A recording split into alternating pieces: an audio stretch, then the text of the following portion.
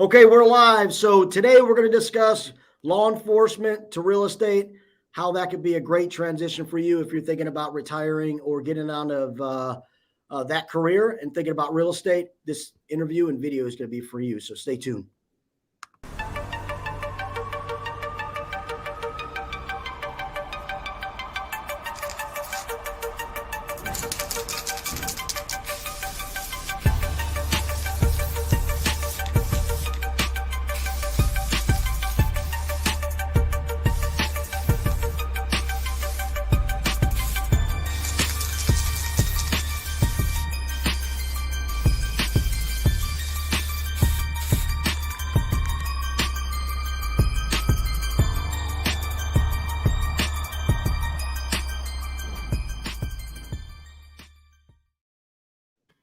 All right, we are back. So I'm excited today. I have a great friend of mine.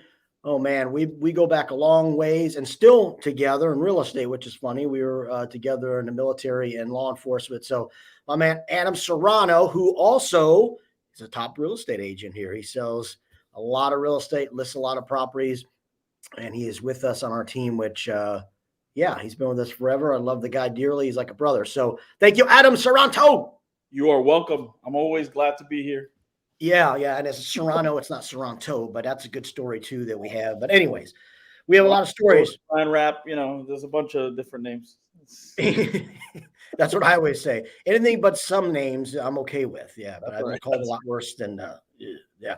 Right. So we have a lot of stories. Obviously, we were law enforcement before this. Me and Adam were in the military. We did Army CID, and for those who don't know about that, that's basically felony investigations for the Army, kind of like the NCIS guys or the TV show, but not as exciting, I don't think, right? I don't know.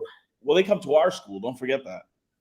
NCIS, the Marines, the Air Force. Yeah, that's true. Yeah, that's right. Yeah. I mean, I know the Marines do. I didn't know NCIS. All of them. OSI, everybody. Huh. Well, there you go. See, we teach them everything. Army, That's right.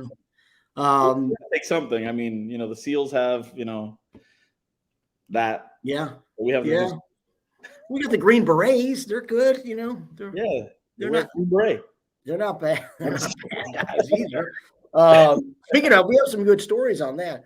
On some investigations there. That was pretty good. So today we're going to discuss how law enforcement as a career is such a good feeder, or I guess transition into real estate career, and how Adam and I have successfully used things that we've used or that we've been trained on or taught as law enforcement also in the real estate business. And, we've kind of jotted down some things, but let's talk about Adam has a great story of how we met, and everybody likes the story and laughs about it. So go ahead, tell them, how did we meet, Adam? Dave Frost and I met 13 years ago, 2008. And when we met, I hated him. I was working as an intern for CID, and it was working on a different team. I was with other agents, and I would have to take their lead. So if they told me go home at 5 o'clock, I would go home at 5 o'clock. If they told me to stay later and work investigations, I did what I was told to do. But one day he catches me leaving at 5 o'clock, and there's always something. We were at Fort Bragg. There's always something going on at Fort Bragg. Yeah, and crazy. He sees me leaving around 5 o'clock, maybe a little bit before. Maybe that's what got him. And he goes, "Where are you going?" I said, I'm leaving, Chief. It's not even 5 o'clock yet. I said, yeah, but they don't have anything else for me to do. Are you joining CID? Are you trying to become an agent? Yes, Chief, I am. Mm-hmm. You're not going to make it.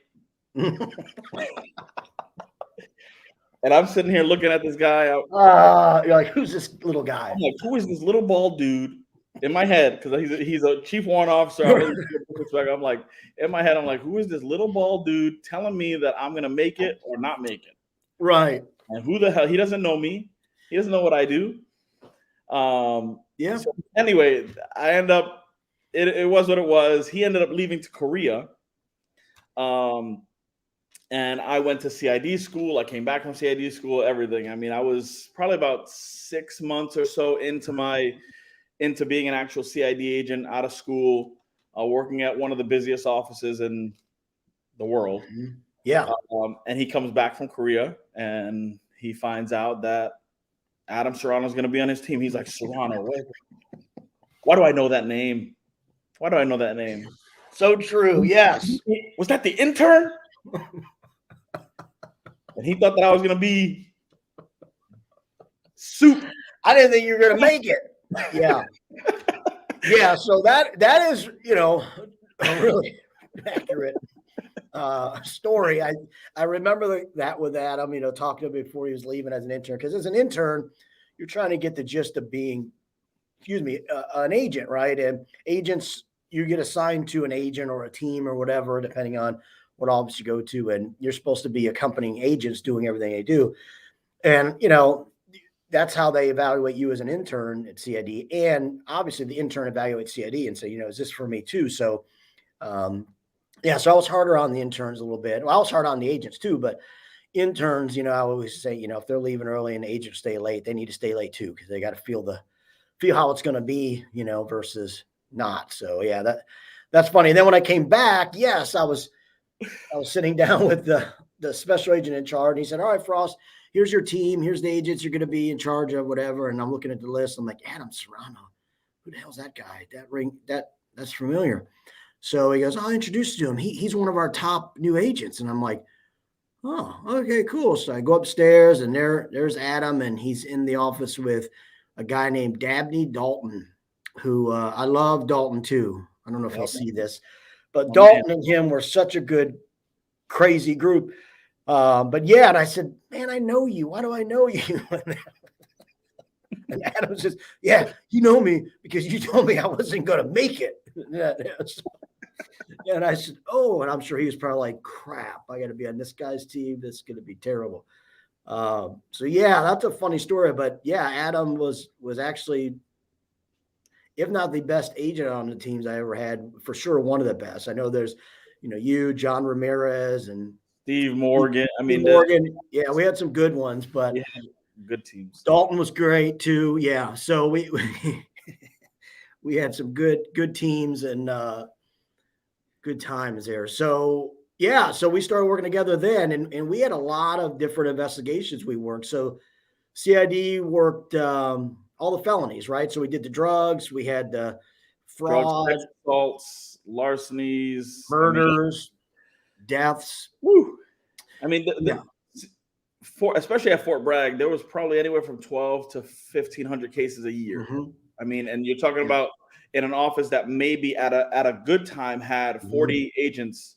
Right. It wasn't always the case. I mean, sometimes I think manned more than likely 25 to 30. Yeah. And we were never, I don't think, at full capacity. But there was a lot of, late nights. There was a lot of long hours.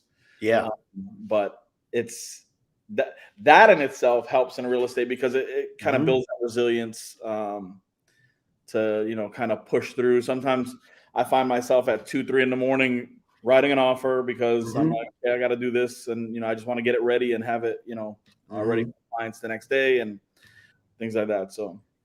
No, you're right. And so everybody out there, Adam is he's a late, he doesn't go to bed early. So he stays up late hours. So, but I think ultimately, like he said, yes, a lot of the law enforcement, we're going to go over some of the, main bullet points or talking points about certain things that definitely transition from law enforcement to real estate. But that is one. Yeah, it does. It keeps your mindset is tougher because you deal with a lot of people's emotions, good and bad, sad, everything, right? And then you got to kind of hold your stuff at bay because sometimes you do want to cry with them. Sometimes you really want to attack some people. And it's just the nature of human beings, right? And it really strengthens your inner core and your mindset of how to deal with some of that. And Adam, I would tell you, does it the best. I mean, a lot of times I couldn't hold it in like he could. So I appreciate that. yeah. But you always handled that stuff the best. I'm good with adversity and stuff, getting through that. But man, sometimes dealing with people, you have a lot more. You've always had a lot more patience, and I think that's where you balanced me for sure on the teams we were together on. Yeah, you've come a long way. I think we both have. When I first joined real estate, I was a little bit like I didn't allow the transition to really take effect. Dave kept telling me, he's like, listen, this is easy for you. You'll be fine. You're going to transition just fine. You love talking to people. And I just didn't feel comfortable. Like I felt more robotic, and I was on the phone like, hey, yes, this is Adam Serrano with the Frost Real Estate team. You would think that it sounded like an answering machine, to be honest. Right. And he's like, loosen up, like be you, be energetic, And I was like, okay. And eventually, you kind of get it underneath you, and you start feeling the process a little bit more, and adapting to who you are and using all those tools to help. So that's what I did. But I love talking to people. I can get on the phone with anybody and talk to anybody. And I swear, I don't think, from a perspective of everybody that I know, anybody that comes in contact with Adam really likes Adam. Like I don't think Adam has any enemies at all, and a lot of us can't say that. I surely can't say that. So, I mean, it's just, it's just how Adam's personality is, which is everybody gravitates towards him. So, and again, that's a good trait in real estate. So, that people want to, one of the bullets or the things I have down to talk about is like trust, right? That's really the number one or two reasons people list and choose real estate agents is based on trusting them, either by professionally, like I feel like Adam or Dave they know what they're doing, I'm confident, or they feel like, we have the whole gamut, right? We understand them as people, and we've established that rapport, which is another piece to real estate too, or law enforcement. Trust and rapport building is huge for us. No matter who you're talking to, we can interrogate people or just talk to people to get information. That's what they always look for, right? Yep, absolutely. Yeah, it was fun. Yeah, it was fun. So let's talk about some points to trend. So we talked a little bit about trust. So trust obviously is a huge thing in real estate. Law enforcement is the same thing, right? It's the community's got to be able to trust you, or the people you're dealing with got to trust you in a bit, right? That either you're going to do the right thing as a cop, and same thing with a real estate agent, because now you're just dealing with a lot of money in real estate, right? Versus, laws and going to jail and evidence and all that stuff. So, I think that's a huge factor. Yeah. I mean, even with the criminal, criminal at some point has to trust that how the interrogation is going, that they want to be able to divulge all the secrets to you. But you have to find ways to connect with them. And it's hard sometimes because you are sitting here, you're like, I'm the good guy, quote unquote, and this is the bad guy, quote unquote. And I'm like, you want to sometimes put their face through a wall because of the crime that they did and things like that. And you just have to find your inner peace and just say, yeah, listen, I can relate to you. I've been angry before, and I've felt these things before, and just kind of connect with them and see what they'll open up to you about. And the same is it's with real estate. It's not so much about pretending to build that rapport, but actually building that rapport, finding the commonalities in, yourself and the buyers or the sellers, connecting with them, finding out what they like, what they're interested in, what their family dynamic is, and just, showing them what you have to offer. And at the same time, find out what they have to offer, because it's not a one-way transaction. It's not like, oh, I'm the real estate agent, I work for you. No, we work together. Right. It's both of us working together to complete this entire transaction. So definitely that's the big thing. That's a great point. So, because if you look at it, no matter what, even if you're the best real estate agent on the planet, like you sell millions of houses, if your seller or your buyers are not cooperative in a sense of like, they're not flexible with an offer, they're not flexible with repairs, and no matter what you do, you can't sell that many houses. You're not going to be able to sell a lot of houses unless your clients are cooperative and working with you, obviously in conjunction with the other real estate agent and their client. So it all has to work together. But you're absolutely right. It's everybody's working together versus working for right? And you have to have that. So yes. And I think in criminal investigations is funny too, is you need that. You need cooperation from, family members and honesty from others who saw what may have happened, right? Versus lies or made up things, or families, hiding things, or, people would just be more honest. We can get to the truth a lot faster. And ultimately, right? Going to happen. Wishful thinking, but right. It is wishful thinking, right? But ultimately, that's what we always told everybody is, listen, as law enforcement, your job is to find out really the truth. That's it. Just to what the truth is to the best of your ability. And yeah, evidence will take you there and things like that. But, if people were truthful, we'd be done with a lot of cases a lot faster. But that's not how it works. You have to figure it out. 1,000%. Right. So me and Adam, or Adam and I would be the proper English, right? We worked some crazy cases. We worked the Russian bride scandal. Oh, that was fun. Yeah, where we had wasn't it? I remember going down I-90, I-40 with John Ramirez. And we're sitting here. You and John Ramirez went to what? You had to go all the way to Raleigh. You had to go to Raleigh, Durham, to the airport to catch this girl, because the subject was warning her, and we wanted to get to the airport before she actually got the text messages and realized, like, oh crap, I gotta avoid this. So we did a no. I mean, there's no harm in saying it now. John's retired, and we were flying down I-40. I can't say we. I was in the passenger seat, but we were flying down I-40 on the side, not even on the highway. I mean, it was like you trying were to get to her. In pursuit. Yeah, right. Trying to get out there to get her. So this case originated from a hotline tip, and they said, "Hey, this unit looks like it has a bunch of fraud going on with spouses or whatever." So we started looking into it, and then I think we got the roster. We put in a roster out, and then we see all these Russian last names, and they were almost assigned to one unit or battalion. I can't remember. Was it one company or battalion, something like that? Yeah, it was. I think it was one battalion, but it was different. The spouses their addresses, they weren't living with their spouse here, like in Bragg. So it's like, yeah.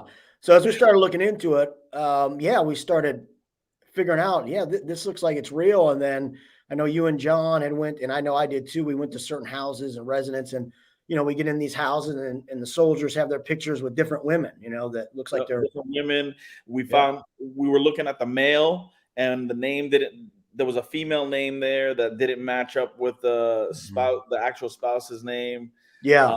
And then we went to Fayetteville Tech, the community college. We went to, I don't know if it was Lowe's or some type of store that we had to. We caught them on camera. The husband and his girlfriend, not his wife, that he was claiming. Yeah, it was a lot. That was a good case, and that ended up being we partnered with Customs and ICE guys. Ended up getting what? It was two recruiters or a couple recruiters who were based out of New York. Based out of New York, the recruiters were in New York, and they were telling the recruits that if they joined, that they could make more money, and they would hook them up with a wife. So that they could join and I think they said that we'll make you a private first class and everything. Like, they promoted them, they got them married, and BAH, they had all that, And then they just got the American citizenship, right? The Russian girls. Correct. That's all they were looking for. Correct. Crazy. See, even back then, Russia was involved. Anyways, all right. Political. Yeah, don't get political. That's good. You're right. We're going to stay away from that. All right. So that was a good case. We worked some murders. Which was crazy. A lot of deaths. Drugs. We worked a drug team. Child abuse case. It was, you name it, we did it. Child abuse cases. Yeah. Those are the hardest. I think those are the hardest ones. Child rapes. Yeah. Child deaths, things like that. We had that big one. Remember where there were infants dying. And it was because of the sheetrock. The contractors were doing something using like foreign sheetrock and stuff like that. They had thought that. They had thought that, and then we had to, because we had those cases open a long time, and I know I had my hands on them a long time too as a team chief, and they had thought that, but all the tests came back negative. They thought it was a Chinese drywall. It was something with the air quality. It was it was weird that was, they were wondering why, the infants were, so many had passed over the years. So they were thinking about all kinds of housing area. That's what it was. Yeah. That was crazy. Yep. Had some drive-by shootings, had some bank robberies. We had the weapon smuggling, and you guys. How about the person that was stealing tires? Yeah. That they were driving government vehicles and they were getting the tires replaced like every couple of months. It wasn't right. And out here in Charlotte, right? Then you had to come all the way out to Charlotte or with I'm throwing names, Jason Alvarez. Yep. Yep. Came out here and Batman. Oh yes, Chief. I go to Charlotte. That's how he did it. But yeah, right. We investigated. We drove wherever we needed to drive. That was the cool thing about it. I mean, it really was like the FBI for the Army. It was such a good job. Yeah, we were at 18 series as CID, just as FBI, federal, they're 18. I think they're 1811. We're 1810s, something like that, where we can't like arrest everybody. We can detain people, obviously, but then have to turn them over to either the unit, which is the military, or civilian law authorities, or right. FBI just arrest. You can arrest authority. So, all right. So let's go into a little bit more about the transition from real estate. Talked a little bit about cases there, but so let's talk about like being able to talk to others, right? So in real estate, you've got to get on the phone. You've got to talk to people, either leads or past clients or whatever. And you got to do it often, right? So how does that work, and how does that translate with law enforcement, right? What we do that too there. Yeah. So with law enforcement, I mean, it's like we touched base, when you talk to witnesses, when you talk to you're trying to get a background feel for certain people, you have to be able to talk and just try to, like I said, gather as much information as possible. It's the same exact thing. Obviously, you're not looking for criminality. You're looking more for what their goals are. Like, what do they want to do? Right. And sometimes you'll get met with people that are like, hey, I was just thinking about that. I was thinking about wanting to sell my house or buying. And then you get people like, no, leave me alone. And they hang up on you. So I think that whole thing, talking to people, it builds your resilience. You have to have tough skin because you have to be able to accept rejection. Yep. Some people are going to tell you, no, I don't want to talk to you. Go pound sand. Right. And some people are going to be welcoming. And it's just being able to kind of sift through certain objections and things like that, kind of weeding out like what the important information is versus not the important information. Yes. And that goes for both law enforcement and real estate. It's like some people tell you, I thought about wanting to sell my house, and my wife, she doesn't really know if she wants to sell a house. And I'm like, well, sir, like, who's the decision maker? Is it you or your wife? And if they tell me the wife, I'm like, well, how about we get your wife on the phone? Right. Because if you're not talking to the person that's going to make the decisions, there's really no point in talking to anybody. That's right.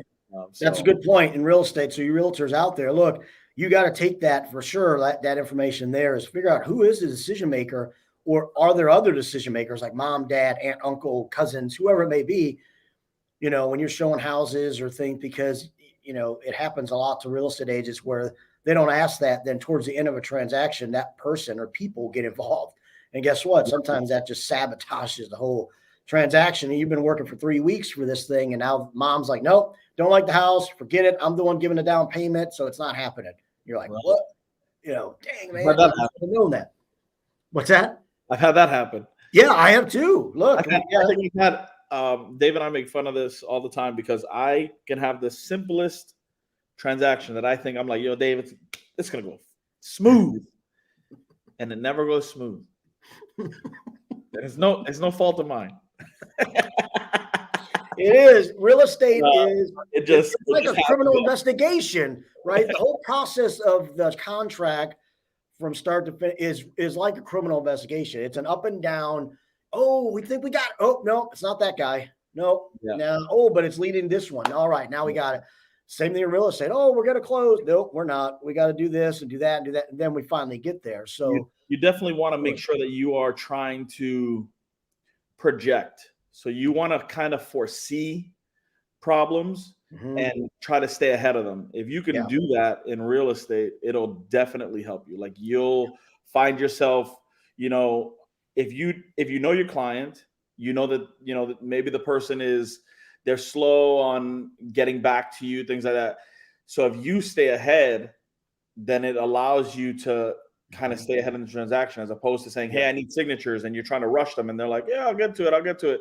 3 or 4 days later, you're still waiting for it. So if you know that, and you can kind of plan and kind of say, you know what, listen, I'm going to give it to them 3 or 4 days before I actually need it, so that I'll get it when I need it. It'll help you. So things like that is absolutely things to keep in mind. Yeah, no, absolutely. Good point. You already talked a little bit about from the law enforcement side, there's a lot of research and there's a lot of, investigating is what you call it, right? So, we're looking for numbers. We're looking for former addresses. Maybe we're going through a bunch of documents, or especially like the, economic crimes. Those are boring. You're going through a lot of just documents to figure out, okay, who signed this one and what happened here and what's his orders say. And I mean, there's so much to all that stuff, right? But it's research heavy. And then from the real estate standpoint, would you think it's the same? It's similar, right? But it's very similar. I mean, real estate is, most agents say it's a lot of paperwork. It's majority paperwork. But at the same time, if you are focusing too much on your paperwork, you're not focusing on the actual business standpoint. So you can do all the paperwork that you want, that I can do research and try to find out, okay, who's the owner of this house? How can I get a means of contact? What's the value of the house? Like and you're setting up your entire presentation. You're trying to compile all this information. And while I'm doing that, Dave Frost is at the door knocking, saying, hey, Mr. Seller, Mrs. Seller, or Mrs. and Mrs. Seller, right? I want to talk to you about your house. Yeah. So you have to find that balance between, doing the investigative part and doing that research, and actually getting out there and going to do it. It's better sometimes to just go make contact and then tell them, listen, let's set up a meeting. And now you've locked in that meeting. You've locked in, you've made contact with that person. They know you. They're waiting on you. And now you compile everything, as opposed to just waiting to compile it first and then try to meet them. You have to find that balance. If you don't find that balance, you're going to be on the short end every time. Yeah, it's weird because in law enforcement, right? And I'm going in the law enforcement side, is you got to do some research to figure out what you got, right? If it's really a crime that you're even going to investigate. So you do that up front. And then if it is, then you got to figure out, okay, now who did the person do it who's been accused of it, or if not, who did do it? Right. And then you got to figure that out, which is always fun. That's the stuff that I like, is just really finding out the truth or finding out who did it. Right. And then letting the investigation take playing a real life game of Clue. It is, right? So the thing with real estate, it's similar. Like if you're trying to get it expired, you're trying to get it for sale by owner, you got to try to find numbers, right? And then figure out, okay, now I got the number. Is this who it is? And then how do I convince them to list with me? All right. In law enforcement, it's like, hey, who is this? We got to figure out who it is. Okay, now we got who it is. Now we got to bring them in. And how do I convince them to talk to me? Right. Got to convince them to talk to me first. And then once I get them through there, okay, now what are they going to say? And let's see, based on what I know or what we know, is that going to jive up, right? And if it doesn't, then, obviously they look a little bit more guilty and maybe have done it. So again, it's really similar in a lot of ways. It's crazy and how it translates to real estate, and really well. If you are doing this law enforcement stuff, it's really good for the real estate side. All right. So you won't ever be afraid. That's the good thing. I guess so. It's always nerve-wracking to talk to somebody that has committed a crime or that has done something that you're trying to pull information from. When it comes to real estate, you should feel a little bit more relaxed, because you're like, all I'm trying to do is connect with this person, try to, see if we can work together to meet their goals, selling their house, buying a house, whatever the case may be. So it's it should be a lot easier if you're a law enforcement person coming in. Yeah. Just go and sit there and go, I can talk to whoever. I'm not, I'm not worried about that person jumping over the table at me or something. Right. Like Yeah. Yeah. Because like, even for us, even cases that happen, we would have to go do canvas interviews, right? What was the time? Like CID had timelines. Like when we did an investigation, as soon as we opened up a case, we had timelines that, man, they were up our butt on. I'm telling you, that's why civilian submit some type of initial report with a synopsis of what do you got? What's the initial snapshot of what you're doing? Reports to activities, they were timeline, right? That's why our cases were so different than civilian cases. You can watch these shows all the time, and it's like they didn't interview this guy for 2 years. Whoa, never. If I interviewed Adam today and Adam put 50 names in a statement, which we always tell them, don't put in the statement names. Oh, yes. We'll write it over here. We'll write it on our notes. Because as soon as in that statement, you then have CID makes you interview them. You have to interview them. Cross the lead. You have to find out if it's credible, if it's nothing, and you have to document all that stuff. So if they put 50 names, you're doing 50 interviews, one way or the other. Yeah. And those interviews got to be done in a certain time frame. Mm-hmm. So it's just crazy but you got to stay on time. Again, look at it from real estate. That transition to real estate of we have all these timelines within a contract that we got to keep everybody on. Right. And you want to, even if I can go under contract today and have 60 days close from start to finish. And that's great. That gives you plenty of time. But at no point do I sit there and utilize those entire 60 days. I'm like, listen, we're going to get to work. And I make sure that the client understands that. From the time that we go under contract, let's get all these things out of the way so that you're not, if you determine you want the house or don't want the house based on the inspections, things like that, we're not wasting 30 days to do all that. Mm-hmm. You can make that determination within the first week or two so that you're not wasting the seller's time and you're not wasting your time, because time on market is important. Time, the longer a house sits off market and because it's under contract, it's detrimental to the seller if that house gets terminated at any point, because that's just eyes off that they've lost possible, offers that they've lost. Right. So it's funny. I was talking to my wife about that. What we were talking about just now is the timeliness and having to deal with how you kind of structure the whole process from law enforcement and doing investigations to real estate transactions. It's just, you don't drag your feet ever. I mean, no. And even in law enforcement, and we would have cases open for years. I mean, and it just, we have to have activity going on all the time. Maybe we're waiting for lab results or stuff like that. But I mean, some cases, they'd go for a while, but I'm glad real estate don't go that long, but ultimately you still have to keep everybody together and timely in real estate, just as we did in law enforcement. We had timetables to do certain things, subject interviews, reports, evidence collection, evidence submission.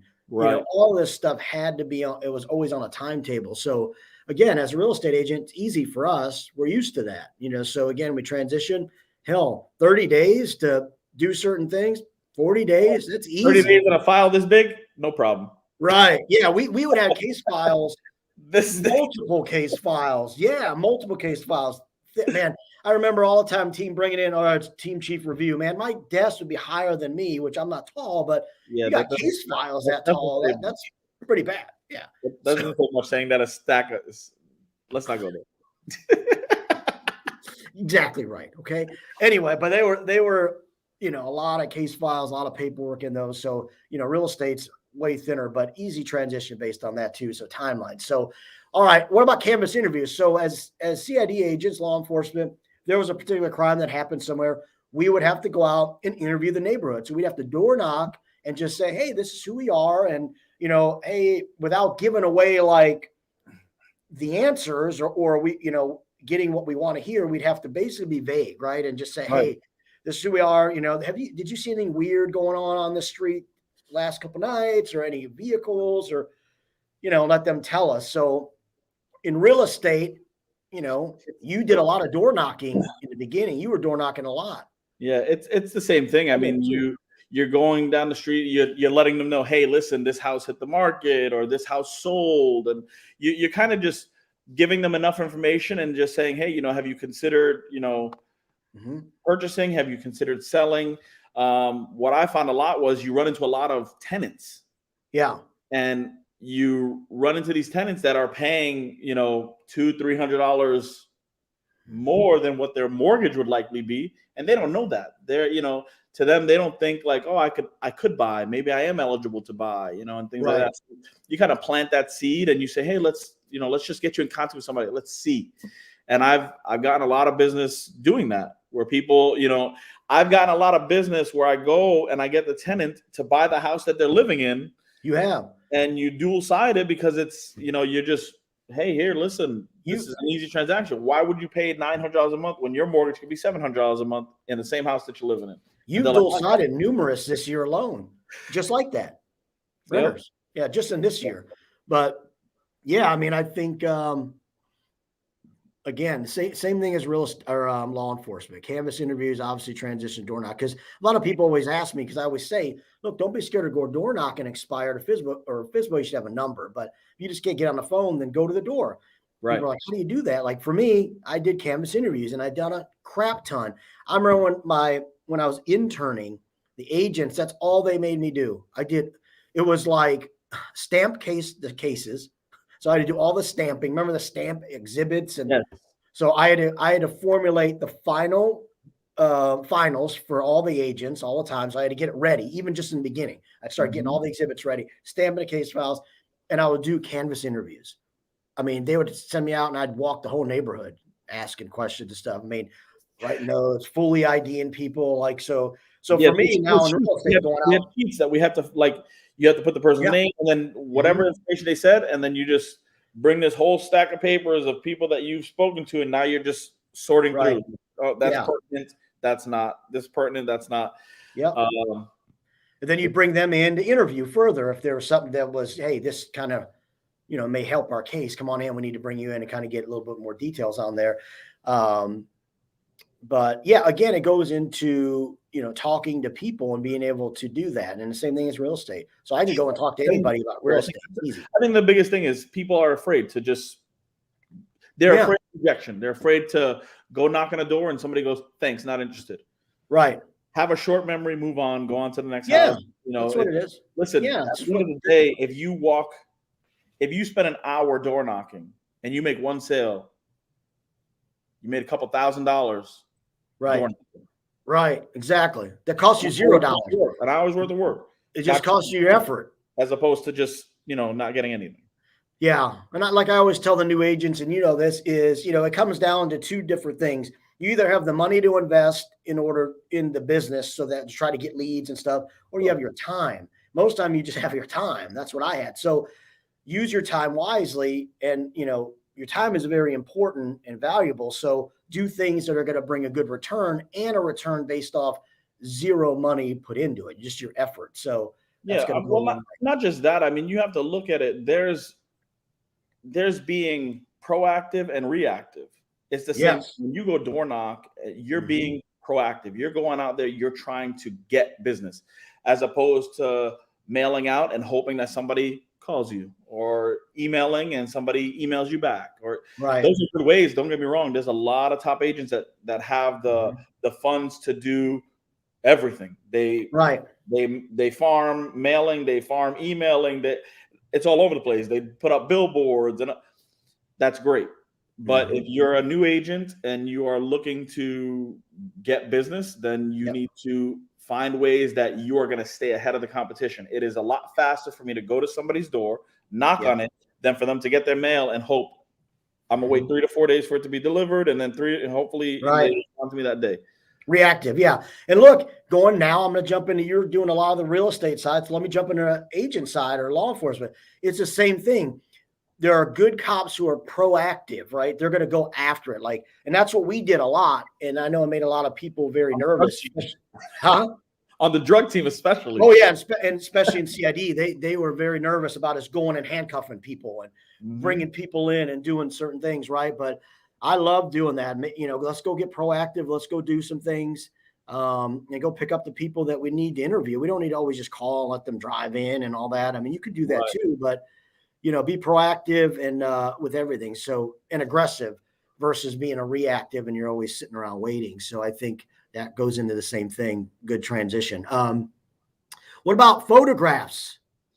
Oh, what do you think how this translates?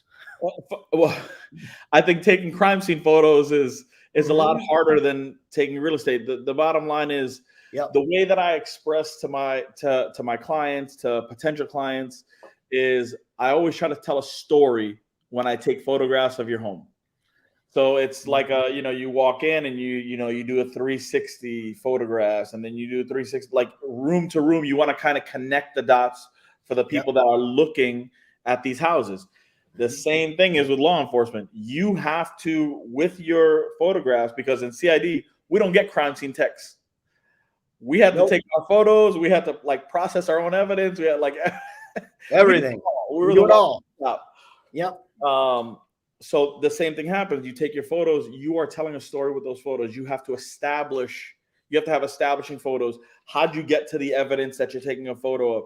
And it's like I said, it's like you're reading a book with pictures. Yeah. Same thing translated into real estate. You want to be able to have whoever's looking at them, you want them intrigued enough to come and want to see the house in person. So you want to tell a picture, tell a story with your pictures. Yep. So no, absolutely. On crime scenes, you're very thorough. We may take 40 photos in one room. I mean, yes. Yeah, it's easy to do. I mean, based on certain houses or things like that. I remember an investigation we did. It was a lady had passed away, and she passed away in her bedroom. She was a heavy set lady. It took four of us to get her out of there.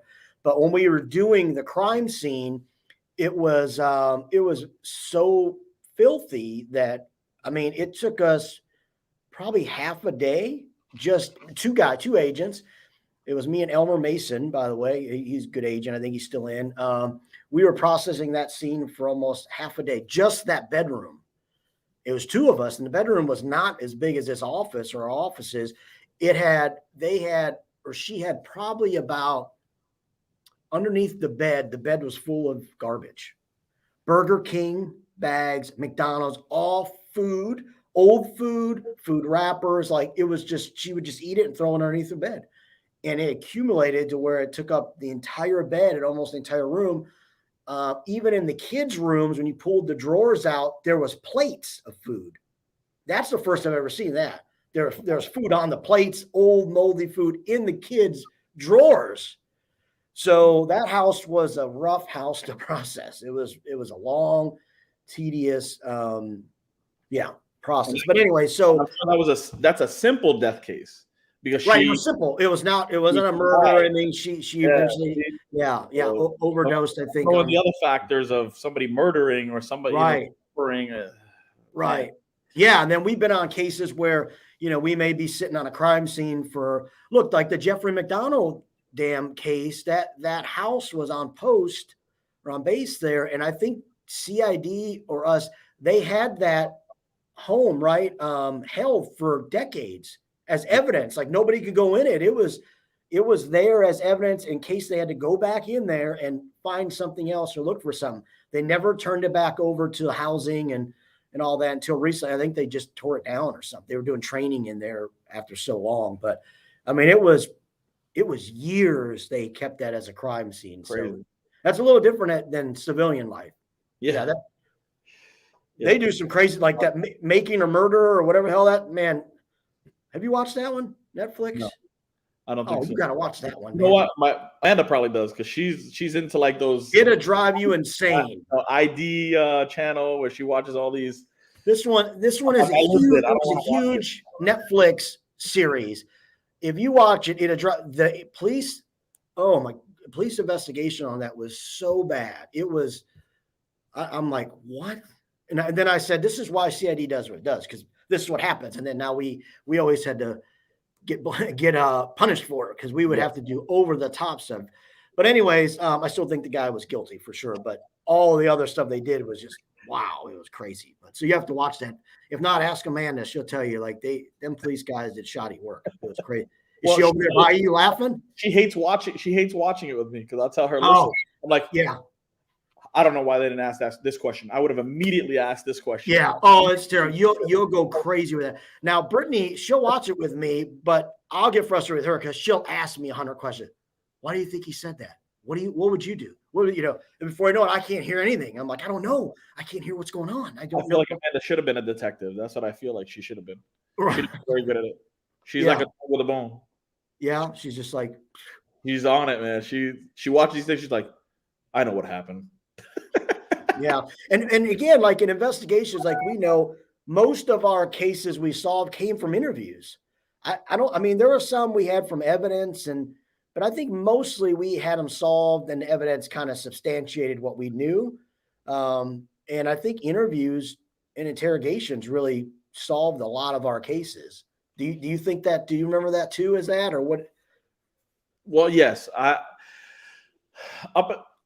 Besides working narcotics, I think that the general crimes, yes, interviews and interrogations was key because it didn't matter. See, that was the difference too, and it was so frustrating working as a CID agent and watching the outside law enforcement. If we did a joint investigation, how it was just so easy for them. You could tell them, the guy can go, I did it. Oh, case closed. We're good. Yeah. We have to find out. We have to know. What do you mean you did it? Tell us more. Give us details. What do you like? Tell us about what you experienced, what you smelled, what you heard, what you like.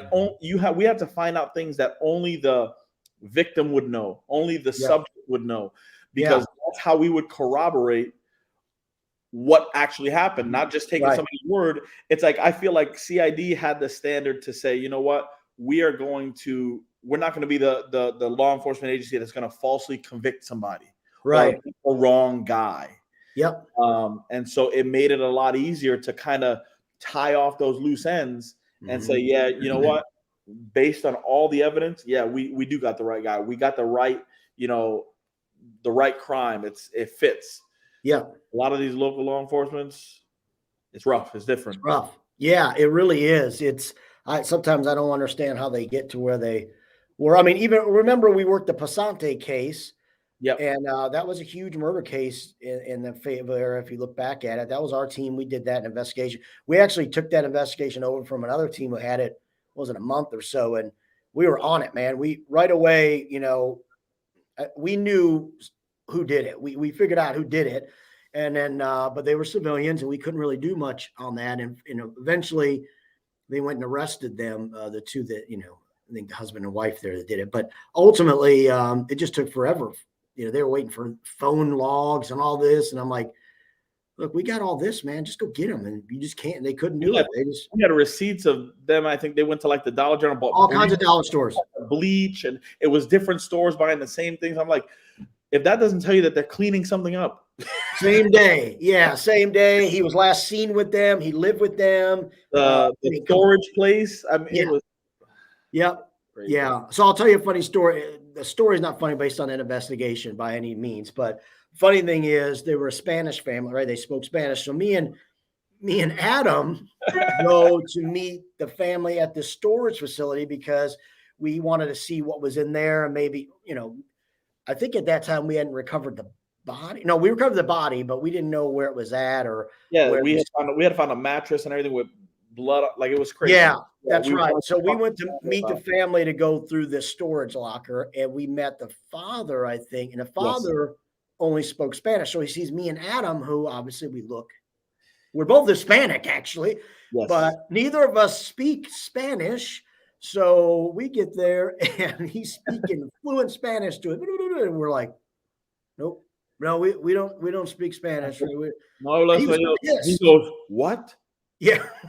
He looked at me. I felt disgraced. Yeah. He was mad. We didn't speak Spanish and he made fun of us. And then I think Alvarez came by and helped us out. Yeah. Speaking Spanish and stuff, which thank you, Batman Alvarez. That's right. So that was funny. Yeah, that guy was really mad. Thought we spoke Spanish. He stereotyped us. I get that all the time still. I mean, I deal with Hispanic clients and they're like, you don't speak Spanish. I said, no. I blame it on my parents though. So I do too. So it's good. It's an easy way to do it. Yeah. Yeah. John Ramirez used to always call me a coconut, tan, dark on the outside, white on the end. Yep. He'd say, Chief, you're white, you're a coconut, dark on the outside, white on the inside. I'm like, yep. All right. So look, I mean, that's what I had as far as, from real estate, law enforcement, real estate, there's a lot of similarities. You got trust, you got professionalism, you got attention to detail, which I didn't think we talked about, but yes. As law enforcement, you have to really have attention to detail. And then in real estate, same way, right? With contracts and repairs. Absolutely. It's a lot of it administrative. You want to make sure that, your I's are dotted, your T's are crossed. And a lot of people, they have admins. We do. But at the same time, you want to get as many eyes on it as possible. You want to double check your work.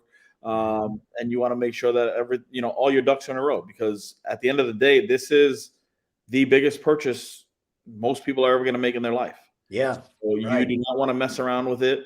And you want to make sure that you're doing your due diligence for them, for your clients, and doing the right thing. So absolutely, yes. Attention to detail. Absolutely. So look, I think we both agree, real estate and law enforcement is a great, kind of a great transition. Yeah. Transition. Yeah. If you're law enforcement, different, if you're looking to do similar things with less, I don't want to say less stress, because some clients can be stressful, but with maybe less anxiety. It's a serious job, but at the same time, it's not as serious as murder. So if you're looking for something to do, other than that, and you want to kind of stick to the same principles that you have, this would definitely be a good transition for any law enforcement. Yes, a lot less dangerous, but like you said, it is stressful in its own way, right? It's like you're still going to be mentally stressed like you were as a cop, depending on what you did as a cop. Like if you're a detective or something, that's more mental too. You're going through a lot of case files, trying to figure out things and interviewing people and trying to figure that out based on interviews. Not so much like out driving, on a patrol car or pulling people over. It's a little more physical there than a detective. But ultimately, real estate's similar. You got to get out and about. It's a mental thing, mindset, schedule, consistency, and then stressful based on commission.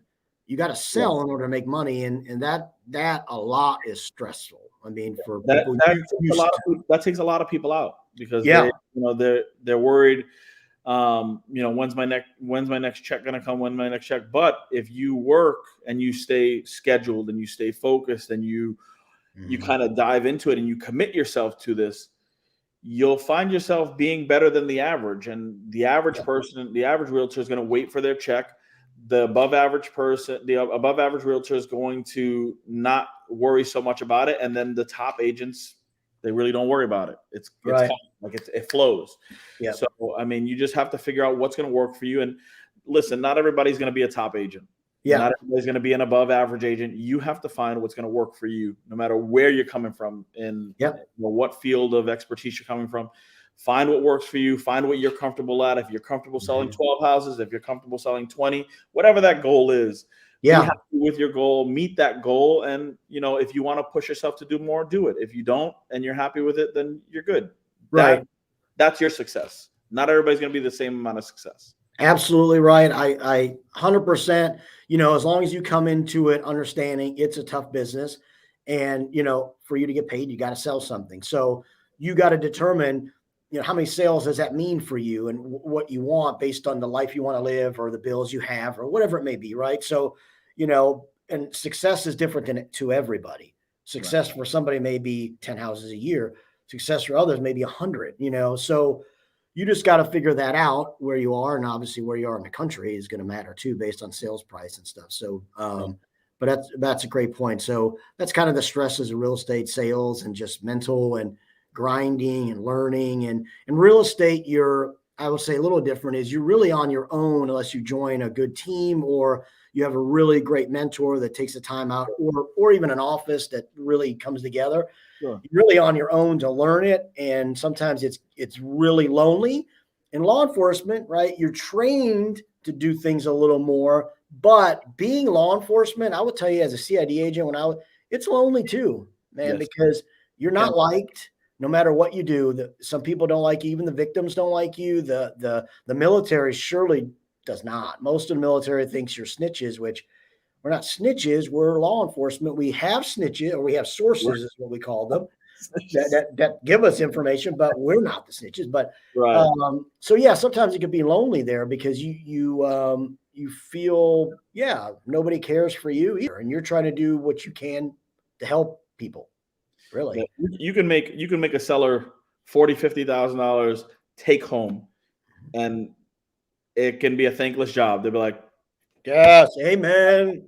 I'm like, Yes, hold on, we just got this done for you. Like, yeah, $40,000-$50,000, I'll take it. Thank you. yeah. I had a seller, without mentioning names, that was going to make over $200,000. Now he paid more of cash long time ago, and so that's why he's making so much. He's already had it paid off, but he was irate and crazy over a $65 fireplace invoice. Wow. $65. So, I mean, and like we talk about in real estate, and the same thing in law enforcement, you could be the best for years. It takes one mess up and It's over. It's over. It can be over. Like, and in real estate, like you said, you could do so much for one client. And then one thing you may just have forgot. Oh, I forgot about that $65 invoice. Boom. It sets them off. Like, you are the worst agent ever. Yeah. And that can go a long way, because word of mouth, reviews, things like that can be detrimental. But again, nobody's perfect. At the end of the day, if you make a mistake as a realtor, depending on obviously the type of mistake, if you own it, listen, you learn from it, you move on, have tough skin. It's one of those thankless jobs. But the other thing is dealing with other realtors. If we as realtors realize that, hey, listen, I know what it's like on that side of the transaction, I know what it's like on this side of the transaction. Let's work together. Let's be problem solvers, not problem makers. Right. You'll make the transaction a whole lot smoother. That's what I try to do with every person that I come in contact with, every realtor that I deal with. Let's just solve the problem. What do we got to do? How do we put our heads together and figure it out so that the transaction closing, that's the ultimate goal for each client. So there is no I win, you win. And I deal with people like that. I'm like, let's just get this transaction done, because I don't have time. I don't have time for you. Well, and leave your emotions as the realtor outside. Like, don't bring it involved in the we need to relay things to our clients, give our clients the professional opinion, right? Versus me not liking what you may ask and me telling you, no, I think this is bullcrap because of this or this. And then you and I start arguing over our professional opinions, which really mean nothing for me and you, because we're not going to make the decisions. Correct. We shouldn't be making. So it's really going to come down to the clients making this. Buyers either going to say, I don't care what Adam said, I want this in there, or I want this repaired. And, that's what it comes down to, our clients. So a lot of real estate agents make that mistake as well. I don't like it. They personally, emotionally don't agree. So instead of just giving the guidance to the client, they argue with the other agent on why they believe it's not good. And then they go to their clients, and sometimes their clients are like, oh, that's cool, I don't care. Right. And then it's all for nothing. So you save yourself a couple minutes headache. And just tell me what. And then you save the relationship you have with that agent, because you're probably going to do business with that agent again, most likely, especially in our market, right? So, but all right, man, let's wrap this up. It's like 58 minutes. We've been going almost an hour, which I knew we would. We have some good stories.